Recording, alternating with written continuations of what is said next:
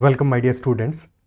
In this session, we'll be discussing memory-based solutions of COQP 11 question paper from CUET PG examination this year. So the structure of the paper, if you've not connected with our Telegram, you can join the Telegram group CAD ZAT MBA. Structure of the paper was like this. We had 16 questions from English, 15 from computers, 20 from GK, 10 from math and 14 from reasoning. So definitely number of questions from math decreased and a number of questions from computer increased a lot. काफ़ी ज़्यादा questions आगे computer से definitely come आने चाहिए थे और कई सारे क्वेश्चंस फंसाने वाले भी थे. डिस्कस करना स्टार्ट करते हैं. ठीक है. So will also be discussing cut offs for test and DU LLM and VHU LLM, but वो afterwards after the solutions. So first 5 questions were from RC, reading comprehension, that was based on growth and development of infants. Now first question was कि title क्या होगा.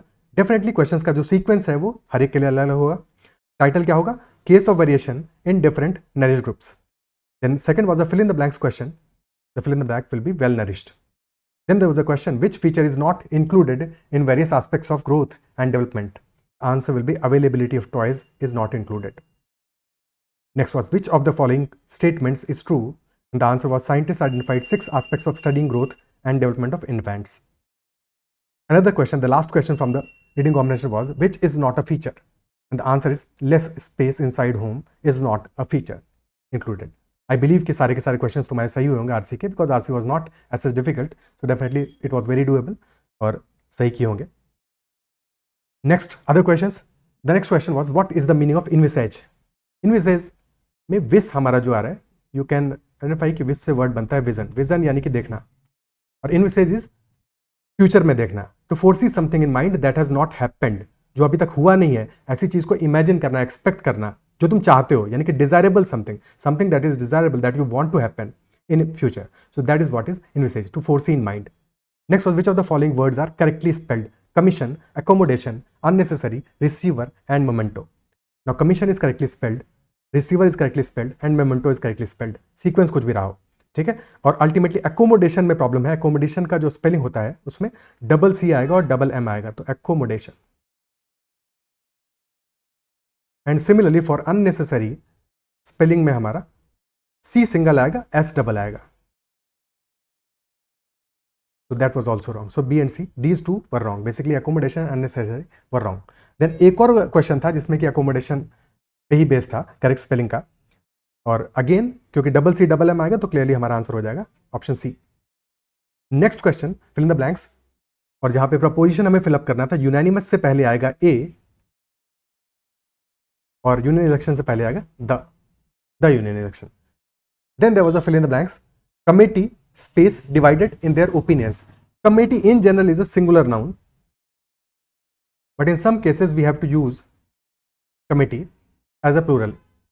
कब use करते हैं? अगर committee में सारे के सारे मेंबर्स के लिए अगर यूज होता है कि यूनानिमस डिसीजन पे आ गए वो, ठीक है, तो अगर यूनानिमस डिसीजन होता, सबका एक डिसीजन होता, तो committee would have been used as a singular noun. But यहां पे हमारा स्टेटमेंट कह रहा है कमेटी डिवाइडेड है अपने ओपिनियंस में, यानी कि जो ग्रुप ऑफ पर्संस हैं दे आर डिवाइडेड. कुछ का ओपिनियन कुछ है, कुछ और का कुछ और है, यानी कि डेफिनेटली अलग अलग ग्रुप्स अलग अलग खांचे में बटे हुए हैं. तो दैट इज वाई यहां पे जो कमेटी का यूज है that is like a plural, and that is why are use होगा यहां पे. Is that clear? ठीक है. Next was another fill in the blanks, जहां पे कि सिमिलर साउंडिंग वर्ड्स यूज हो रहे थे. Heard, umpire and empire. तो डेफिनेटली अंपायर्स डिसीजन आएगा तो अंपायर आएगा, और सिमिलरली हर्ड आएगा, HERD हर्ड नहीं आएगा, तो answer will be heard and umpire, option C. Sequence again different रहा होगा बट आंसर यही है.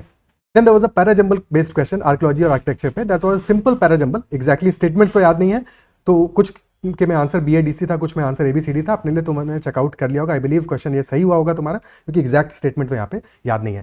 Then there was a idiom, easy idiom था, क्लिप वंस विंग्स, जिसका कि आंसर होगा, मीनिंग होगा टू लिमिट वंस एबिलिटी. किसी के पर काट देना, पर कुतर देना. पर काट दोगे तो क्या उड़ नहीं पाएगा ना, ठीक है. सो अपना जो एबिलिटी है उस तक नहीं पहुंच पाएगा, तो किसी की एबिलिटी को लिमिट कर देना, that is what is the meaning for this idiom. Straight forward meaning है, बिल्कुल कुछ भी फंसाने वाला मीनिंग नहीं है. Next question was, match the following. Question tags पे बेस्ड क्वेश्चन था,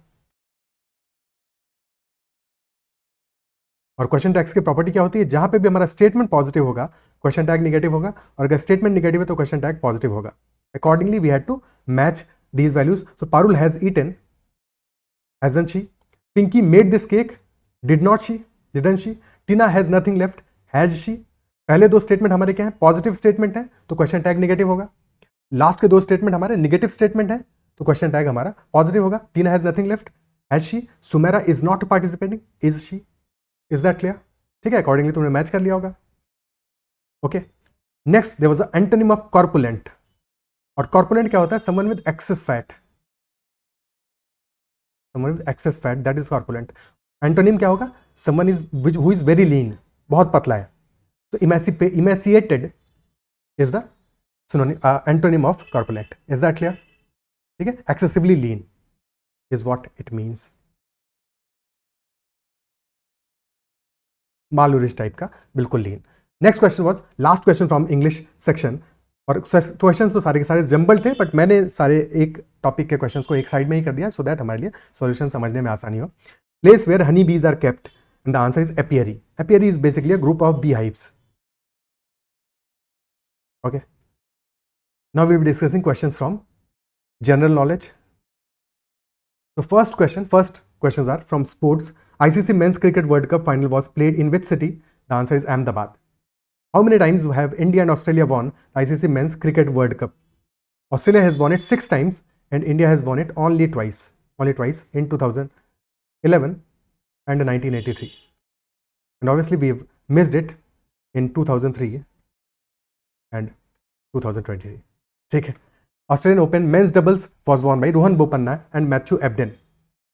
बिल्कुल रिसेंट का न्यूज़ है, तो आई बिलीव ये क्वेश्चन तो सबका ही सही हुआ होगा. फर्स्ट भी सभी का सही हुआ होगा, सेकंड में जरूर थोड़ा बहुत हो सकता है, फंसा सकते हैं कि ऑस्ट्रेलिया वाला तुम गड़बड़ कर दियो कुछ. Next question, what is the full form of WPI, wholesale price index? What is the dimensional formula of energy? Now this question, ये क्वेश्चन तुम्हें स्कूल का याद दिला रहा होगा, 9th-10th का याद दिला रहा होगा, और कई लोग शायद इसमें गलती क्यों या फंसे हों. अदरवाइज अगर तुम्हें कनेक्ट कर पाओगे, आइंस्टीन की तुम्हें याद होगी कि आइंस्टीन का फॉर्मूला क्या है? E = mc square. यहाँ पे m हमारा मास है और c इज स्पीड. स्पीड होती है मीटर पर सेकंड. ठीक है, मास को रिप्रेजेंट करेंगे m से, कैपिटल M से, और स्पीड है मीटर पर सेकंड. मीटर हुआ लेंथ में, सेकंड हुआ टाइम में, तो लेंथ डिवाइडेड बाई टाइम का whole square. This will be m L2 t - 2.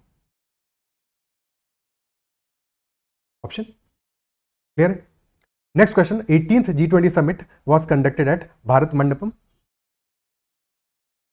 Next question, Mahatma Gandhi national rural employment guarantee act, Mahatma Gandhi NREGA, ये कब आया था? 2003, 5, 6 और 7. तो 2005 में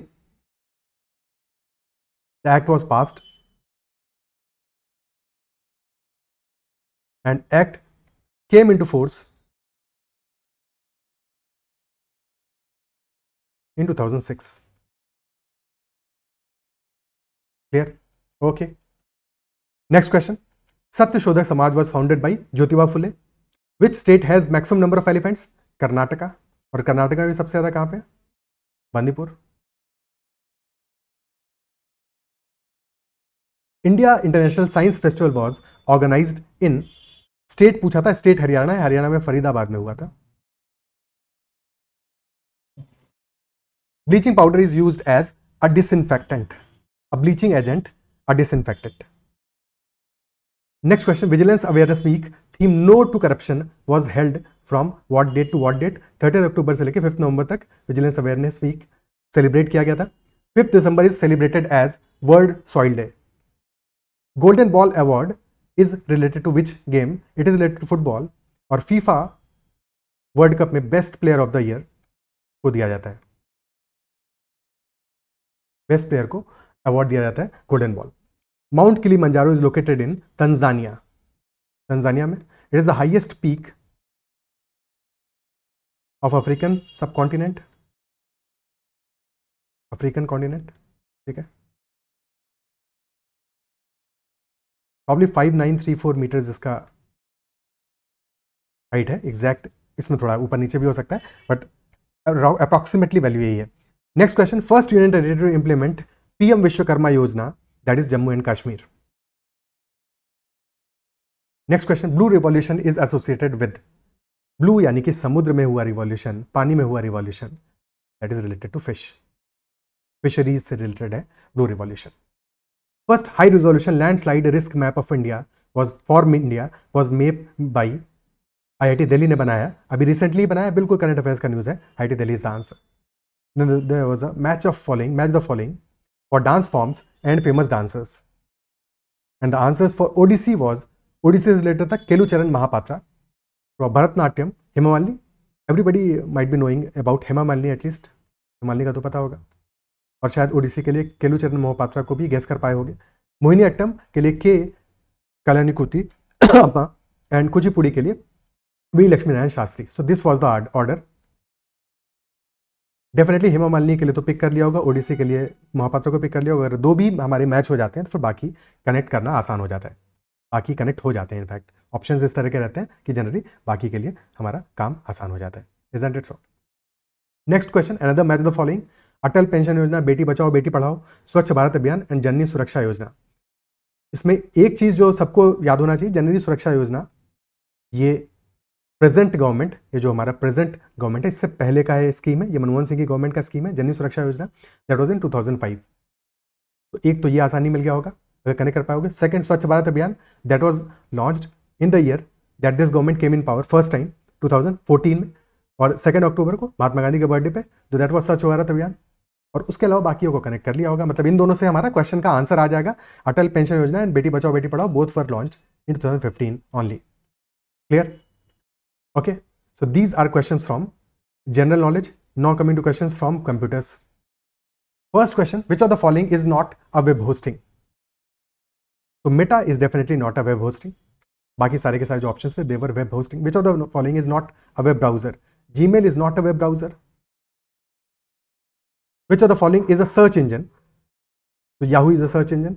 HTML का full form पूछा था hypertext markup language, and SQL का भी फुल फॉर्म पूछा था स्ट्रक्चर्ड क्वेरी लैंग्वेज।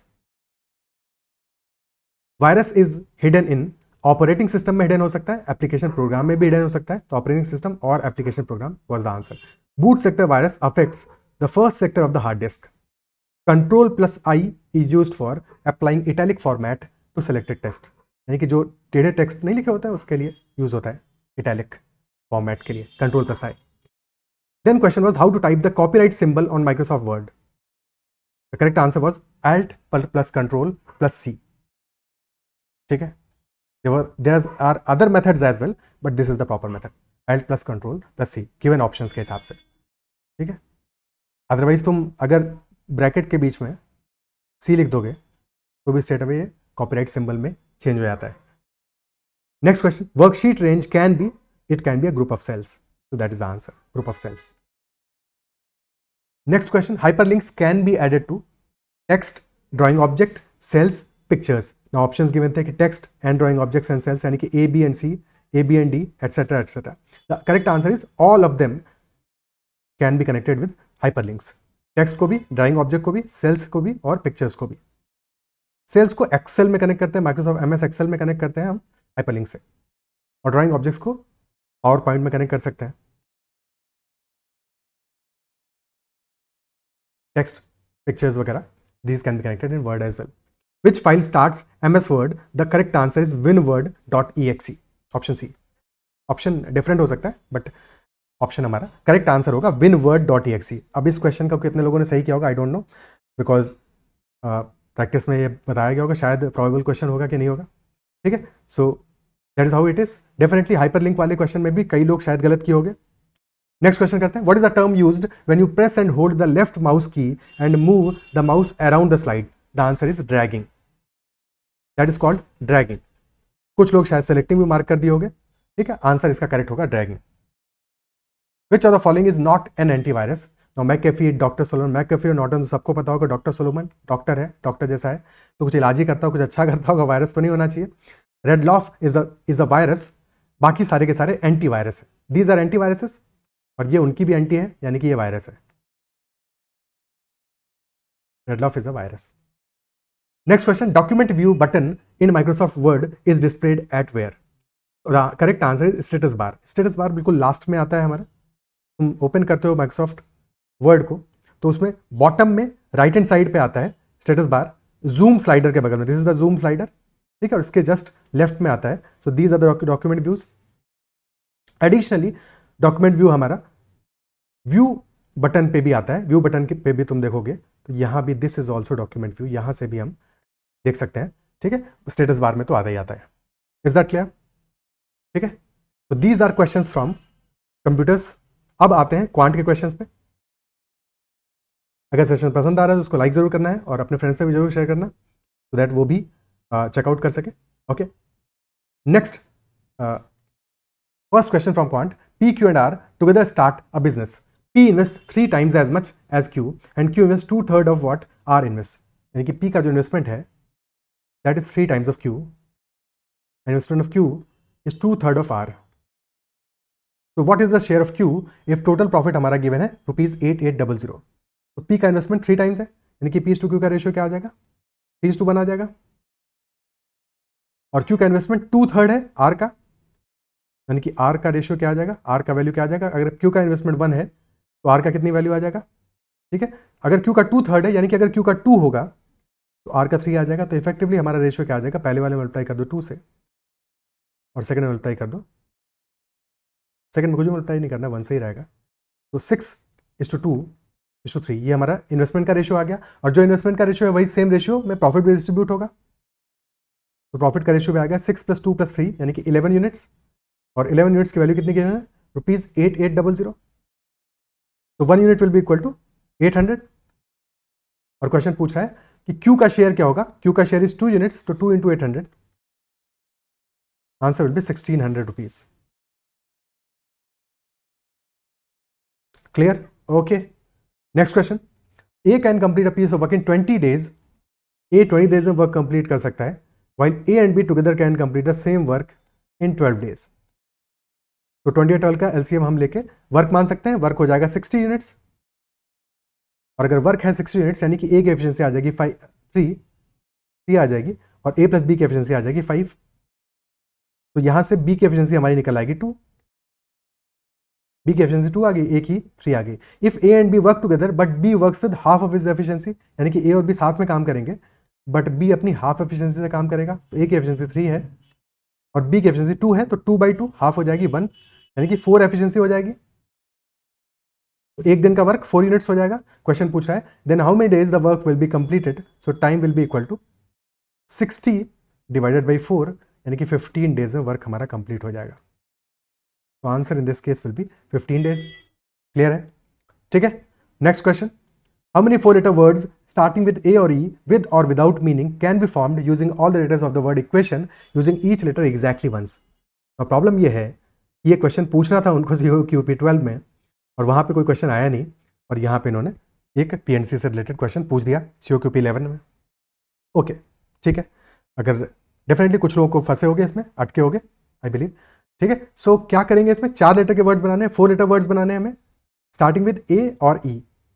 तो अगर हम A से स्टार्ट करने वाले वर्ड देखें, टोटल लेटर्स कितने इक्वेशन में? 3, 4, 8 लेटर्स हैं। और अगर वर्ड हमारा A से स्टार्ट होगा तो अब 7 लेटर्स बच गए। ठीक है, 7 लेटर्स से हमें 3 प्लेसेस को फिलअप करना है, यानी कि पहली प्लेस के लिए ऑप्शन कितने हैं? 7 में से कोई भी फिलअप कर सकते हो। अब एक और हमने फिलअप कर लिया और हर एक लेटर सिर्फ एक बार ही आ सकता है, तो अब 6 ऑप्शंस बचे, फिर एक और फिलअप हो गया यहाँ पे, अब 5 ऑप्शंस बचे, यानी कि टोटल नंबर ऑफ वर्ड्स हो जाएंगे हमारे 7 × 6 × 5 that is 210 starting with A। और यहाँ पे ऐसा क्यों कर पाए? क्योंकि कोई भी रिपीटेशन नहीं है, सारे के सारे जो लेटर्स हैं वो एक एक बार ही आए हैं। सिमिलरली E से स्टार्ट होने वालों में भी यही कहानी होगा, 7 × 6 × 5, तो these will also B 210। Total हमारा आंसर आ जाएगा 420। क्लियर? ठीक है, next question. Walking 5/6 of his usual speed, a man is 10 minutes too late, तो usual time taken by him to cover that distance. Usual time क्या होगा? ठीक है, बाद वाला टाइम नहीं पूछा है, यूजुअल टाइम, जिस टाइम पे वो नॉर्मली पहुंच जाता है वो कितना टाइम होगा। तो 5/6 पे स्पीड पे ट्रैवल कर रहा है, यानी कि स्पीड का रेशियो क्या आ रहा है? अगर उसकी यूजुअल स्पीड हम 6 मान लें, 6 यूनिट्स मान लें, तो उसका आज स्पीड है 5 और इसलिए वो लेट हो गया है। तो अगर यूजुअल स्पीड से आज का स्पीड का रेशियो 6:5 है, तो और डिस्टेंस दोनों केसेस में सेम ही ट्रैवल किया है, तो अगर डिस्टेंस सेम है तो टाइम का रेशियो क्या होगा? ठीक इसका उल्टा होगा, ठीक ऑपोजिट होगा 6:5 का, यानी कि 5:6 आ जाएगा, 5:6 आ जाएगा। क्लियर है? और अगर टाइम का रेशियो 5:6 है और हमारा जो डिफरेंस आ रहा है वो कितना आ रहा है? 1 मिनट आ रहा है, 10 मिनट्स के बराबर, क्योंकि 10 मिनट्स लेट हो गया वो। So if 1 unit is equal to 10 minutes, यानी कि 5 मिनट की वैल्यू, यूजुअल टाइम की वैल्यू क्या आएगी, 5 into 10 which is equal to 50 minutes. So this will be the answer. Next question. Of the three numbers, second number is twice of the first number and also thrice of the third number. So let us say 3 numbers हमारे हैं A, B and C. और question कह रहा है second number जो है that is B is twice of first number, यानी कि B is equal to 2A and also thrice of the third number, यानी कि also equal to 3C. Okay, 3C के बराबर भी है. तो अगर हम एज्यूम कर लें 2 और 3 का multiple that is equal to 6, तो B और A और C का रेशियो क्या आ जाएगा? If this is equal to 6, तो B तो हमारा आ गया 6, A आ जाएगा 6/2 यानी कि 3 और C आ जाएगा 6/3 यानी कि 2. तो 3:6:2 का रेशियो आ जाएगा तीनों नंबर्स का, A, B और C का. और एवरेज तीनों नंबर्स का गिवन है 55. 3 + 6 + 2 कितना है? 11 यूनिट्स आ गया. सम आ गया 11 यूनिट्स और एवरेज आएगा 11/3 क्योंकि 3 नंबर्स है. और 11/3 यूनिट्स की वैल्यू आ गई 55. 11 से काटोगे 5 टाइम्स जाएगा, तो 1 यूनिट हमारा आ गया इक्वल टू 15. क्वेश्चन क्या पूछ रहा है? What is the largest number? Largest number हमारा 6 यूनिट्स के बराबर है, तो 6 × 15, answer will be 90. B is equal to 90. A आ जाएगा 45 और C आ जाएगा 30. क्लियर? ठीक है. Next question. Ratio of income of A, B and C is 3:4:5. A, B और C का जो इनकम है का रेशियो है that is 3:4:5. Then we've increased income of A by 10%. तो अगर 10% इंक्रीज करेंगे तो कितना हो जाएगा? 0.3 का इंक्रीज आएगा, 3.3 हो जाएगी A की इनकम, 0.3 का इंक्रीज आएगा. सिमिलरली B की इनकम में इंक्रीज आया 20% का, यानी कि 0.8 का इंक्रीज आया है तो 4.8 हो जाएगी. और C की इनकम में इंक्रीज आया 50%, यानी कि 2.5 का इंक्रीज आया 7.5 हो जाएगी. सबसे पहला काम है डेसिमल हटा दोगे.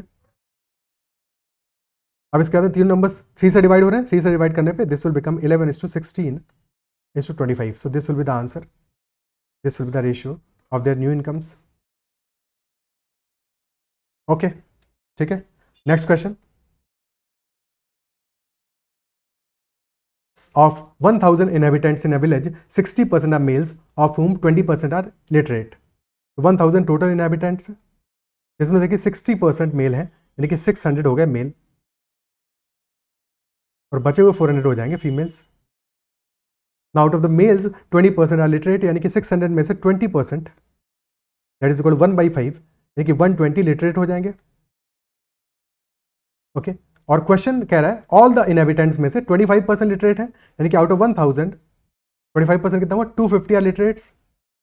और अगर 250 टोटल लिटरेट है जबकि 120 मेल्स हैं जो कि लिटरेट है, तो अगर 120 हमारे मेल्स हैं 250 में से, तो 130 डेफिनेटली फीमेल्स होंगे जो कि लिटरेट है. Isn't it so? तो 130 हो गए फीमेल्स विच आर लिटरेट और टोटल हमारी फीमेल्स हैं 400. तो परसेंटेज टर्म्स में लिटरेट फीमेल्स कितनी होंगी? That will B 130 by 400 into 100. 2 0 से 2 0 गए, 130 by 4 विल बी 32.50%. यही हमारा आंसर आ जाएगा. Okay, next question. A, B and C are 3 taps which can fill the cistern in 12, 15 and 20 hours respectively if A is open all the time and B and C open alternate hours. B और C को alternately open कर रहे हैं. Starting with B, then how many hours the cistern will be full? सबसे पहले हमें A, B और C की efficiency निकालनी पड़ेगी टैप्स की. A fill up कर रहा है 12 hours में, B is filling up in 15 hours and C is filling up in 20 hours. 12, 15 और 20 का LCM आ जाएगा 60. तो अगर टोटल कैपेसिटी हम मान लें 60 लीटर्स है सिस्टर्न की, तो A फिलअप कर रहा है 5 litres per hour, B fill up कर रहा है 4 लीटर्स पर आवर और C फिलअप कर रहा है 3 litres per hour. Okay, 5, 4 and 3 litres per hour. A पूरे टाइम ओपन है, यानी कि पहले आवर में, आवर नंबर 1 में A और B काम करेंगे साथ में, A और B टैप्स साथ में ओपन रहेंगे.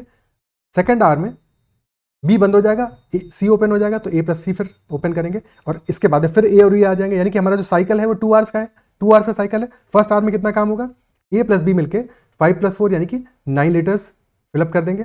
ठीक है, और सिमिलरली A + C मिलके 5 + 3 यानी कि 8 लीटर्स फिलअप कर देंगे. तो 2 आवर्स में 9 + 8 17 लीटर्स फिलअप हो जाएगा.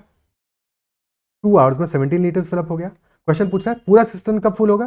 पूरा का सिस्टम हमारा 60 लीटर्स का है, तो 2 आवर्स में अगर 17 लीटर्स हो रहा है तो 2 × 3 यानी कि 6 आवर्स में कितना हो जाएगा? 51 लीटर्स. और फिर 9 लीटर्स हमारा अभी भी बचा हुआ है. 7th आवर में A और B मिलकर काम करेंगे, तो 7th आवर में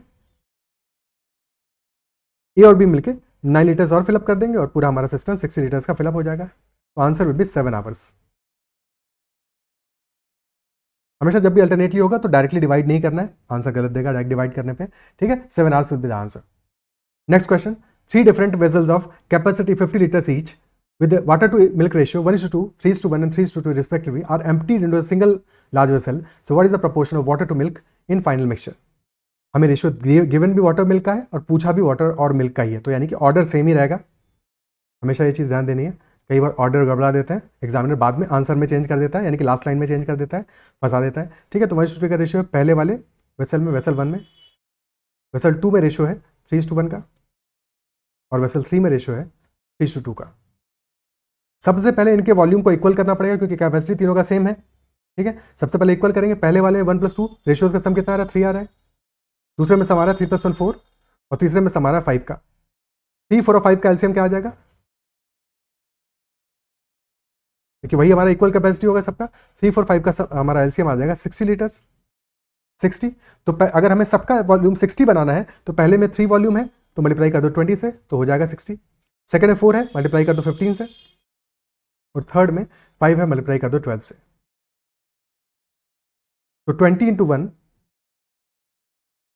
प्लस 15 × 3 45 प्लस 12 × 3 36 और सेकंड में आएगा 20 × 2 यानी 40 plus 15 plus 24। This value is 20 plus 45 65 plus 36 that is 101 is to 55 plus 24 यानी कि 79। तो 101 is to 79, this will be our answer.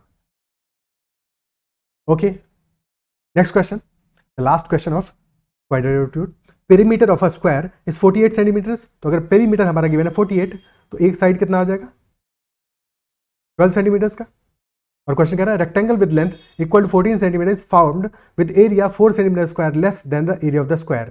तो area of the square क्या होगा, दैट विल बी 12 का स्क्वायर यानी कि 144। तो यहाँ से एरिया ऑफ रेक्टेंगल हमें मिल जाएगा, that will be 144 - 4 which is equal to 140। और रेक्टेंगल का एरिया क्या होगा, that will be length into breadth, और लेंथ हमें गिवन है 14 तो 14 इंटू ब्रेथ, यहाँ से ब्रेथ हमारी आ जाएगी 10 सेंटीमीटर। तो perimeter of rectangle will be equal to 2 times length plus breadth यानी कि 2 times of 14 plus 10, 2 × 24 that will be 48 centimetre, यानी कि पेरीमीटर दोनों का सेम आएगा। Answer will be 48 centimetre, option जो भी रहा होगा, ठीक है। अब मूव ऑन करते हैं लॉजिकल रीजनिंग के क्वेश्चंस पे।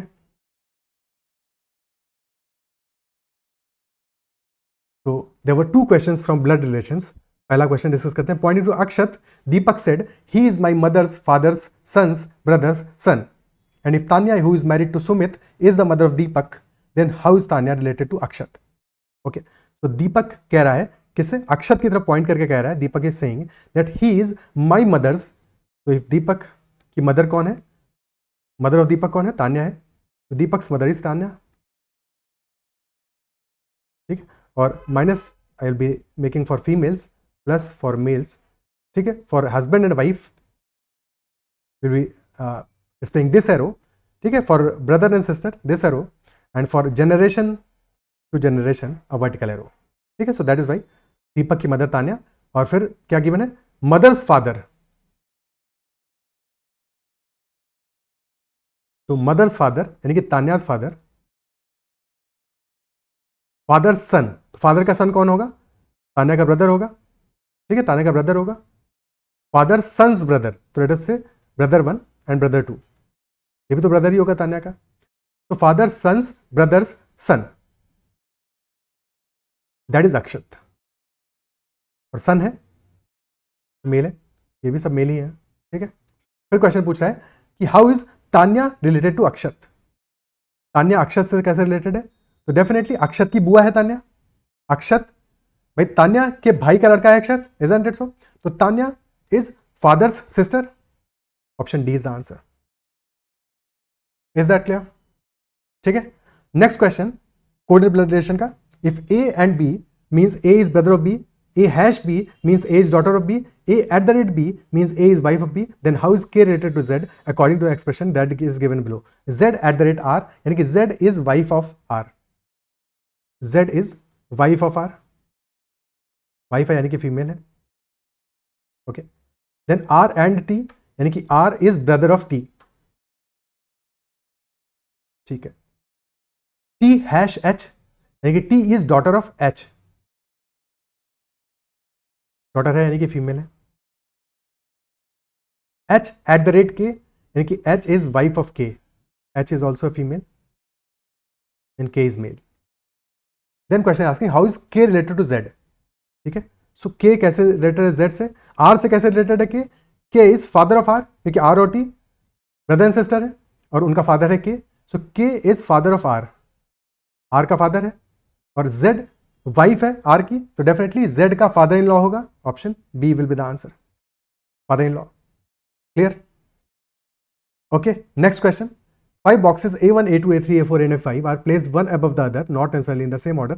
Puzzle given था, क्वेश्चन पूछ रहा था how many boxes are above box A2, तो क्वेश्चन गिवन थे, वो एग्जैक्ट क्वेश्चन का स्टेटमेंट तो याद नहीं है, बट A2 के ऊपर हमारे बॉक्सेस कितने होंगे, answer was 3 boxes will be above A2। Okay, next question, find the next term in the series. और सीरीज में एक गड़बड़ था, जो पहला स्टेटमेंट, पहला हमारा नंबर था that was given as 13, while actually it should be 17 होना चाहिए, 17, 37, 77, 157 एंड 317। तो 17 से 37 पे जा रहे हैं, डबल हो रहा है, 17 into 2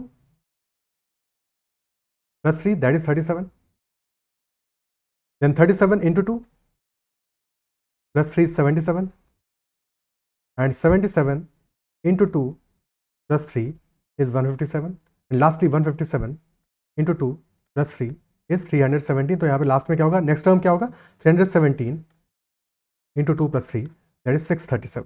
so our answer will be 637। एक तो ये लॉजिक हो गया, इसके अलावा एक और लॉजिक है जिससे कि कनेक्ट कर सकते थे स्ट्रेट अवे। सेकंड लॉजिक ये है कि 17 से 37 में कितना है, 20 ऐड हो रहा है, फिर 40 ऐड हो रहा है, देन 80 ऐड हो रहा है, देन 160 ऐड हो रहा है, डेफिनेटली नेक्स्ट टाइम 320 ऐड होगा, डबल हो रहा है हर बार, जो नंबर हम ऐड कर रहे हैं 20, 40, 80, 160, 320, लेकिन नेक्स्ट टाइम नंबर हो जाएगा 637। दोनों में से जिस भी लॉजिक से कर दिया आंसर हमारा सेम ही आना है, कोई प्रॉब्लम नहीं है। प्रॉब्लम बस इस क्वेश्चन में यही था कि हमारा 17 की बजाय 13 दिया हुआ था, तो probably this question will be drop हो सकता है, चांसेस ज़्यादा है, बिकॉज लास्ट ईयर भी कई क्वेश्चन ड्रॉप हुए थे, इस बार हालांकि गलतियां बहुत कम है, but still this question can be dropped, ठीक है, बिकॉज 13 से हमारा सीरीज नहीं बनता, बाकी आगे के जरूर नंबर्स हमारे एडेयर कर रहे हैं। लेट्स सी, डिपेंड्स, आंसर की आती है, रिस्पॉन्स शीट आता है, उसके बाद में देखते हैं। Next question, if the animals who can walk are called swimmers, animal who can crawl are called flying, those living in the water are called snakes, and those which fly in the sky are called hunters, then what will be a lizard called? Will a lizard be called? Lizard क्या करती है, crawl करती है, रेंगती है, तो crawl करने वालों को क्या कहेंगे हम, फ्लाइंग कहेंगे, and that is why lizard will be called option C, flying. Okay, easy question. Next one, Manoj and Sachin are ranked 7th and 11th respectively from the top in a class of 31 students. So what will be their respective ranks from the bottom in the class? ठीक है, तो top से क्या है, top से rank आ रहा है मनोज और सचिन का, मनोज का रैंक आ रहा है टॉप से 7th और सचिन का रैंक आ रहा है टॉप से 11th। तो क्वेश्चन पूछा बॉटम से रैंक क्या होगा। तो हमेशा जब भी ऐसा कोई क्वेश्चन गिवन हो, भले ही लेफ्ट और राइट के लिए गिवन हो या फिर टॉप और बॉटम के लिए गिवन हो, तो हमेशा क्या है, जो भी टोटल नंबर ऑफ स्टूडेंट्स होगा हमारा, यानी कि यहाँ पे नंबर ऑफ स्टूडेंट्स है 31, दोनों रैंक्स का जो सम होगा दैट विल 31 + 1, यानी कि टोटल सम हमारा आ जाएगा 32। और टॉप से रैंक गिवन है 7th, तो बॉटम से रैंक क्या आ जाएगा 32 माइनस टॉप का रैंक, ठीक है। So for Manoj this answer will B 32 - 7, 25th हो जाएगा बॉटम से, and for Sachin this will B 32 - 11 यानी कि 21st हो जाएगा। तो 25th and 21st respective rank पूछा है, ये भी ध्यान देना है, कभी कभी ऑर्डर में दोनों दिए होंगे, ठीक है। Option C is the answer in this case. If 12th January of 1980 was a Saturday, then what was the day on 12th of January 1979? 12 जनवरी 1980 से हम जा रहे हैं 12 जनवरी 1979। 1980 हमारा एक लीप ईयर है, लेकिन लीप ईयर में डिफरेंस कब आता है, 29 फरवरी की वजह से आता है, और अभी जब हम 12 जनवरी से पीछे जा रहे हैं, पास्ट में जा रहे हैं, तो डेफिनेटली हमारा 29 फरवरी 1980 कंसिडरेशन में नहीं आने वाला है। और वैसे हमें पता है कि हर 2 ईयर्स के बीच में एक 1 डे का 1 ऑड डे का गैप आता है, 1 ऑड डे का गैप आता है, तो अगर हम एक ईयर पीछे जा रहे हैं तो हमारा एक डे पहले वाला आएगा सेम डेट के लिए, यानी कि यहाँ पे हमारा आंसर विल बी फ्राइडे। या फिर 1979 से तुम आगे जाते तो 1979 में 12 जनवरी को जो भी दिन होगा उसका नेक्स्ट डे पड़ेगा हमारा 1980 में। सो अगर सैटरडे हमारा नेक्स्ट डे है तो उससे पहले वाला दिन होगा फ्राइडे।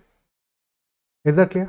ठीक है, अगर जनवरी की बजाय किसी और तुम्हारा मार्च या अप्रैल में दिया होता तो फिर हमें 2 दिन पीछे जाना पड़ता।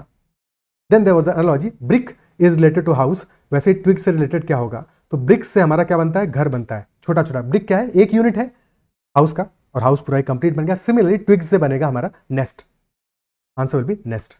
और ट्विग उनका एक यूनिट, ट्विग से छोटी छोटी टहनियों से मिलकर नेस्ट बनता है। Then there was a puzzle based on different sessions on each day.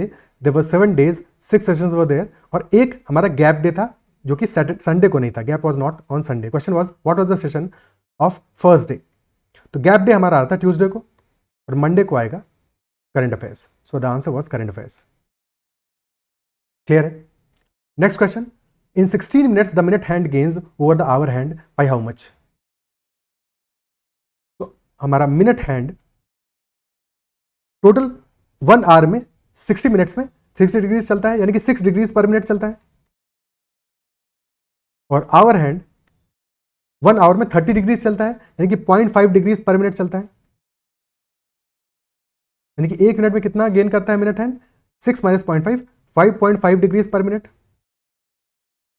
और क्वेश्चन में पूछ रहा है 16 मिनट्स में, तो 16 into 5.5 will be the answer, that will be 88, option C. Okay, ठीक है।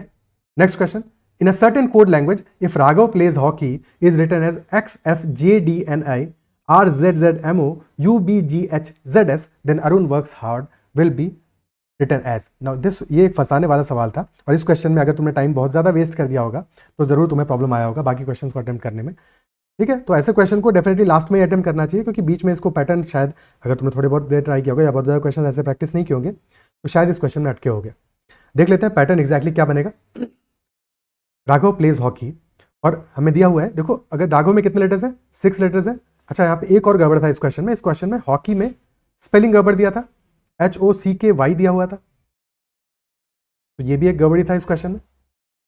Isn't it so? तो इस क्वेश्चन में भी डेफिनेटली ऑब्जेक्शन रेज किया जा सकता है जब एक बार रिस्पॉन्स शीट आती है उसके बाद में, बिकॉज 5 लेटर्स ही गिवन है 6 की बजाय। तो कैसे सॉल्व करोगे, एक तो क्वेश्चन इतना मुश्किल, उसके बाद तुमने ऐसे भी फंसा दिया। ठीक है, एनीवे सॉल्व कैसे करेंगे वो समझ लेते हैं। तो राघव प्लेज हॉकी है, बट एक्चुअल में इस क्वेश्चन में जो ऑर्डर हमारा बनेगा वो रिवर्स में बनेगा। रिवर्स में बनेगा, कैसे बनेगा वो देख लेते हैं। हमारा कोड आ रहा है XFJDNI। ठीक है, और अगर हम हॉकी से इसको कनेक्ट करें तो Y से पहला लेटर क्या आता है, X आता है। E से अगला लेटर आता है F। K से पहला लेटर क्या आता है, J आएगा। C के बाद में आएगा D। तो डेफिनेटली ये कनेक्ट हो रहा है हमारा हॉकी से, XFJDNI। और अगर ऐसा है यानी कि हमारा जो राघव है that will be connected from the last word. ठीक है, ये पूरा का पूरा हमें स्टेटमेंट रिवर्स में लिखना पड़ेगा। तो लिखते हैं RZZMO and then UBGHZS। Raghav हो जाएगा रिवर्स में RAGHAV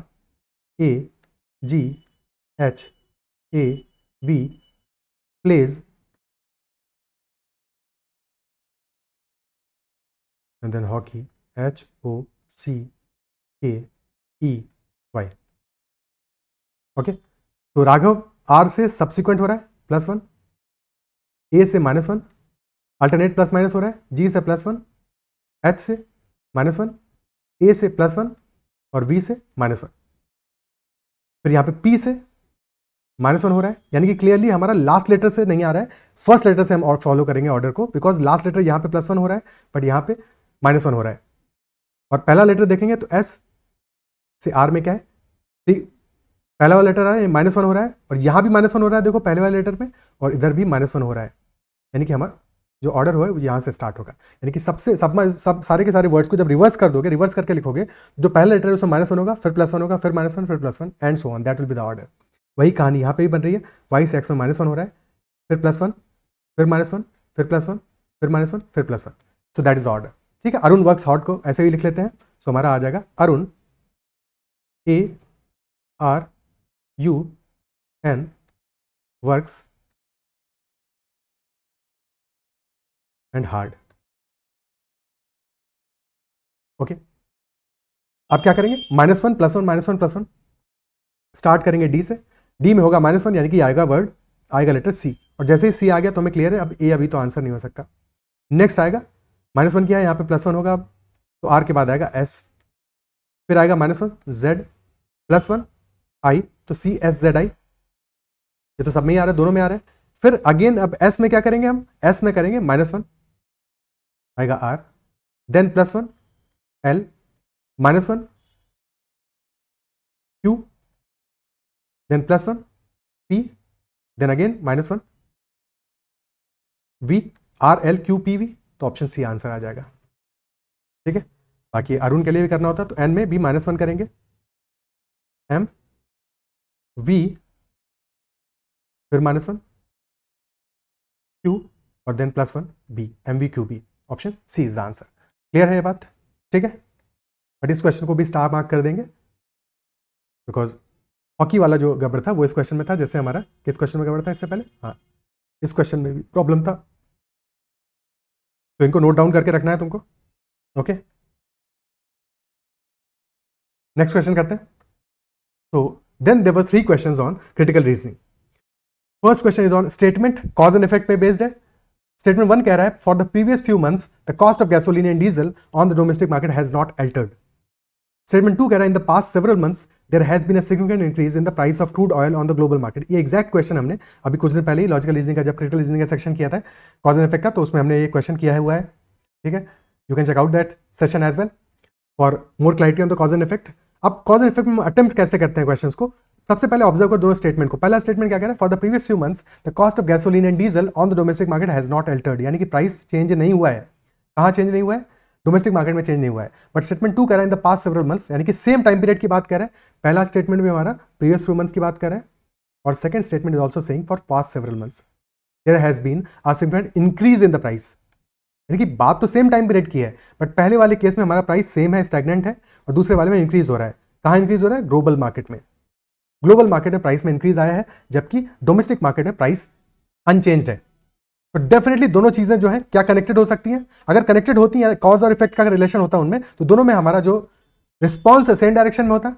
कॉज और इफेक्ट का रिलेशन कब आएगा, तब आता है जबकि अगर एक चीज इंक्रीज हो रही दूसरी भी इंक्रीज हो, क्योंकि दोनों में प्राइस ही इंक्रीज हो रहा है। पहले वाले में प्राइस है, दूसरे वाले में जहां पे स्टैग्नेंट है और दूसरे में इंक्रीज हो रहा है, तो डेफिनेटली क्योंकि चेंज हमारा सेम डायरेक्शन में नहीं है, एक में स्टैग्नेंट है दूसरे में इंक्रीज हो रहा है, तो कॉज और इफेक्ट का रिलेशनशिप तो नहीं हो सकता है, यानी कि ए और बी तो आंसर नहीं हो सकते हैं। क्या इनका कॉज कॉमन हो सकता है, क्या सेम हो सकता है? कॉमन होने के लिए भी इंपॉर्टेंट है डायरेक्शन सेम होना चाहिए। भाई कॉमन होने के लिए भी इंपॉर्टेंट डायरेक्शन सेम होना चाहिए। एक की वजह से दूसरा हो नहीं सकता, इसलिए ए अभी आंसर नहीं हो सकते।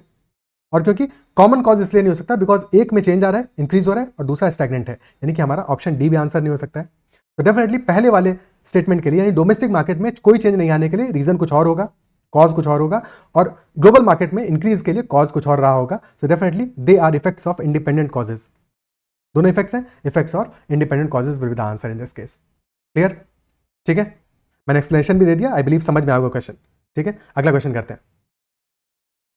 Next is statement was saying best way to solve this problem of workers dissatisfaction is to offer them cash rewards. If this type of incentive can solve the problem in X company, then why not here? A personal manager tells the chairman of a company. ठीक है, तो best way क्या है to solve this problem of workers dissatisfaction is to offer them cash reward. और ऐसा incentive can solve the problem in X company, कोई और company x है तो यहाँ पे भी कर सकता है। ठीक है, प्रॉब्ली एग्जैक्टली ये क्वेश्चन में एक दो वर्ड इधर उधर हो सकता है, बाकी ऐसा ही रहा होगा स्टेटमेंट। अजम्पशन नंबर 1 कह रहा है reason for workers dissatisfaction in both the companies was similar. अगर पर्सनल मैनेजर ये बात कह रहा है चेयरमैन से कि इस टाइप का इंसेंटिव ने प्रॉब्लम सॉल्व किया है एक्स कंपनी के लिए, सो डेफिनेटली ये अजम्पशन रहा होगा पास्ट में कि सिमिलर प्रॉब्लम है, तभी तो सॉल्यूशन सिमिलर होगा, इजंट इट सो? तो definitely this assumption must be there. First वाला करेक्ट है, ये अजम्पशन रहा होगा। Second, monetary incentive have universal appeal. भाई कैश किसको पसंद नहीं आता है, सबको पसंद आता है, सबको बढ़िया लगता है, तो cash is a good reward, definitely this has a universal appeal, this is also a correct assumption. अगर वो ये बात कह रहा है personal manager, if he is saying that this type of incentive can solve the problem in X company, if he is saying that this is the best way to solve this problem, then definitely in his mind this is an assumption कि monetary incentive is a good incentive or this can solve the problem. So both these are the correct assumptions. Answer will be both are implicit. Both 1 and 2 are implicit. ठीक है, और assumption को check करने का एक और तरीका क्या होता है कि तुम negation करके देख लो निगेशन करके देखने का मतलब क्या हुआ, एजम्पशन नंबर 1 को उल्टा कर दो कि रीजन फॉर वर्कर डिससैटिस्फैक्शन इन दो कंपनीज आर डिसिमिलर, बिल्कुल भी सेम नहीं है। तो अगर सेम नहीं होगा तो स्टेटमेंट हमारा गड़बड़ हो जाएगा, क्योंकि अगर सेम नहीं है तो फिर सेम टाइप ऑफ सॉल्यूशन क्यों सजेस्ट करेगा। तो यानी कि एजम्पशन इंपॉर्टेंट है, बिकॉज एजम्पशन हमारा किसी भी स्टेटमेंट का फाउंडेशन होता है, उस पर हमारा स्टेटमेंट स्टैंड करता है। तो अगर पहला वाला एजम्पशन हमारा गलत हो जाएगा तो हमारा स्टेटमेंट ही स्टैंड नहीं कर पाएगा, एंड दैट इज वाई पहला वाला एजम्पशन होना चाहिए। सेम फॉर सेकंड एजम्पशन कि अगर मॉनिटरी इंसेंटिव हमारा यूनिवर्सल अपील नहीं रखता है तो बेस्ट पे नहीं होगा फिर वो, ठीक है। तो that is why both the assumptions are important, both are implicit. Is that clear? ठीक है। Next question, statement is saying our securities investment carry market risk, ठीक है। कैरी मार्केट रिस्क आता है ना हर एक ऐड में, लास्ट में जो भी आते हैं सिक्योरिटीज इन्वेस्टमेंट से, सेंसेक्स से रिलेटेड, शेयर मार्केट से रिलेटेड, म्यूचुअल फंड से related. Consult your investment advisor और एजेंट बिफोर इन्वेस्टिंग। तो that is a statement. Conclusion number 1 is saying one should not invest in securities. क्या ये conclusion draw कर सकते हैं?